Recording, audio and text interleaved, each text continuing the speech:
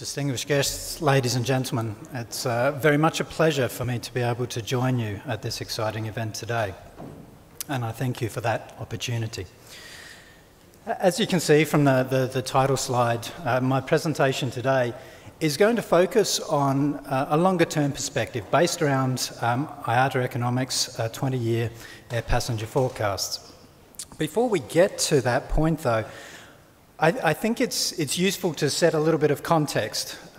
So I'm going to start with the findings of some research that we've been producing recently. We haven't actually published this yet, so this, if you like, is a sneak preview for this audience. It will be released soon. But we've been looking at the contribution of air transport to Israel's economy, and we wanted to take the opportunity of being at this event to share some of those results with you. There are, of course, many different ways that we can think about how the industry, the air transport industry, makes a contribution to an economy. Let me just give you a snapshot of a couple of measures here. First of all, we think that for Israel last year, the air transport industry, directly and indirectly, and via the tourists that come to this country by air, we think that the air transport industry has contributed more than 180,000 jobs. And it accounts for over $16 billion worth of gross value added. So when you think about what does that mean in terms of total GDP and the size of the Israeli economy, we think that the air transport industry is contributing something like 5% of total GDP. Quite clearly, that's a significant contribution made by just one sector of the industry. The title of this slide is pretty much obvious, I think. Air transport connects Israel to the world, and you can see that from the network map that's apparent here. All of the continents are now connected to Israel via air. These are just the direct connections. If you include the one-stop connections, that map mushrooms out massively. But you can see the extent to which Israel is connected directly to other countries throughout the world. Of course, most of those passengers travelling to and from Europe, and Europe accounts for around 70% of the total passenger flows in 2018. And this gives you an idea of the split by region. We like to say that air transport creates virtual bridges in the air. And these bridges help to facilitate the flows of goods, of investment, and of people. But of course, it goes beyond that. It also includes the flow of ideas and innovation and the transfer of technology. All of these things can bring positive benefits to a country such as Israel. These are the passenger flows. So the number of passengers coming to and from Israel from Europe is 7.8 million people in the last year. 1.4 million people come from North America. And you can see around 900,000 people travel to and from the Middle East.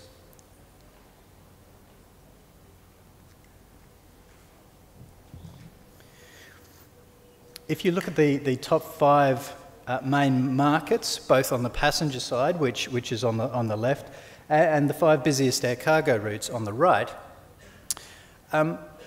you can see that the two aren't unrelated. And this comes as no surprise, because when we have passenger flows between countries, that also creates the opportunities for building business relationships, for building trade and investment opportunities.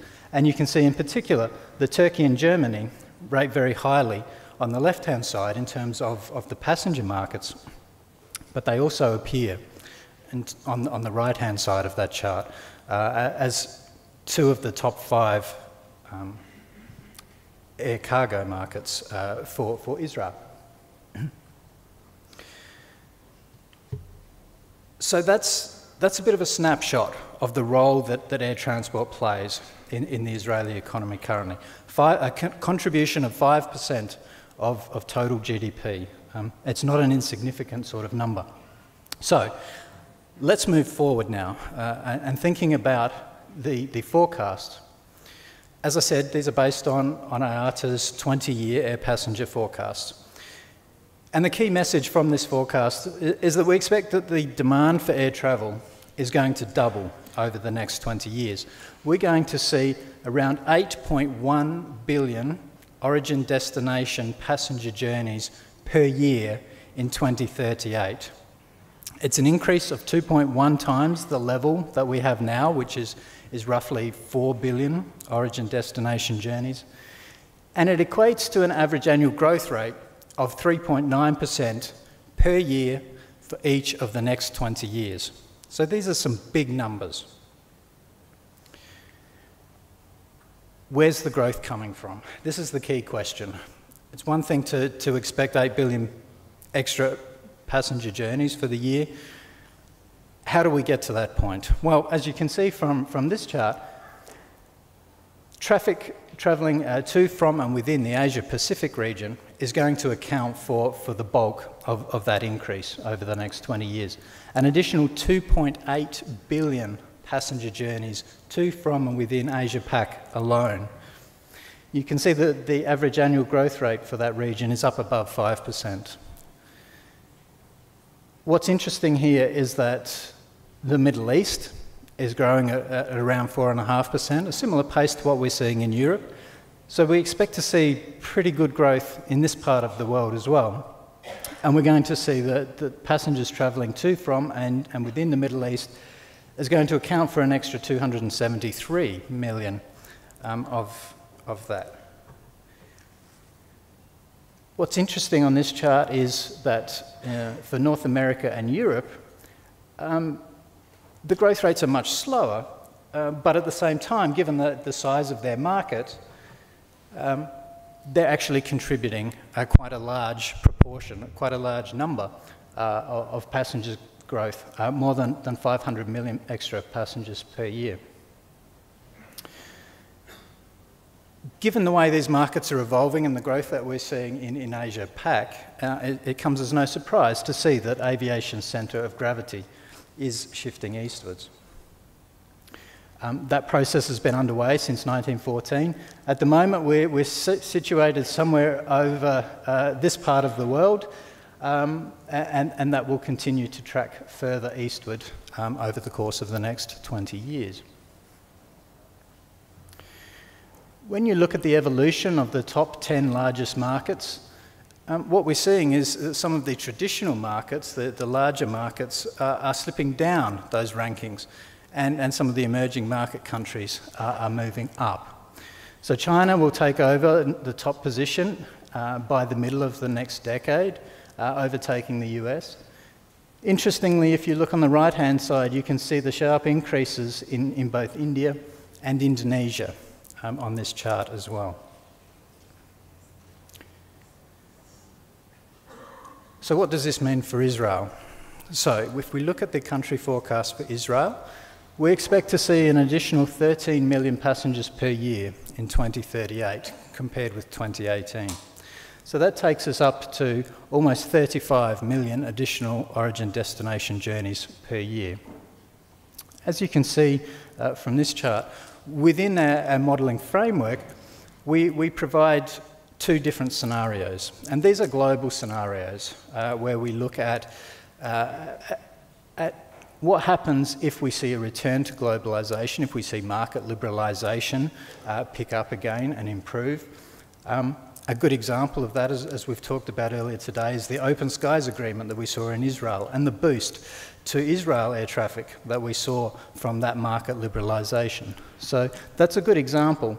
And if we look at that upside scenario, the number of journeys per year to and from Israel is going to be up in the order of 45 million. So that's easily a doubling of traffic. So that's the potential that there is over the next 20 years for Israel. And if we think about what this means in terms of the contributions to GDP, The baseline scenario, the blue line there, the current trends, will contribute something like $25 billion to GDP, and it will also result in around 200,000 jobs. If you take the upside scenario, we're talking more about $30 billion contribution to GDP and 275,000 jobs in 2038, compared with 2018. These are, again, some big numbers, and it gives you an example of the magnitude of the opportunity that is available.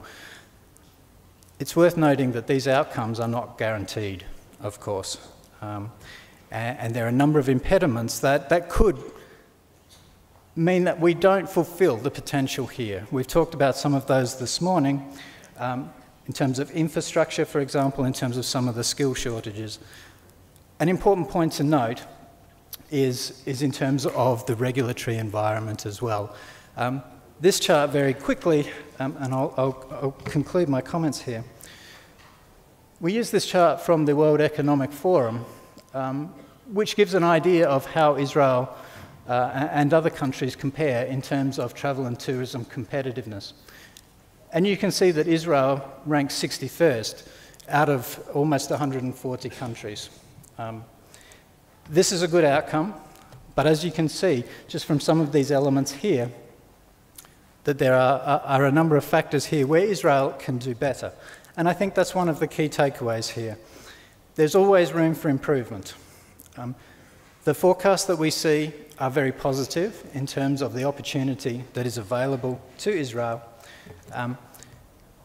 But we can't stand still. We can't rest on our laurels, if you like. We need to continue to move forward, because in a very competitive industry, that's exactly what our competitors are doing. So regulation needs to keep pace with what's happening in the industry, and we need to ensure that we work together as an industry, and I believe IATA is a part of that, in order that we can fully capture the full benefits of aviation that are on offer, given our growth outlook. I'll leave my comments there today. Thank you very much.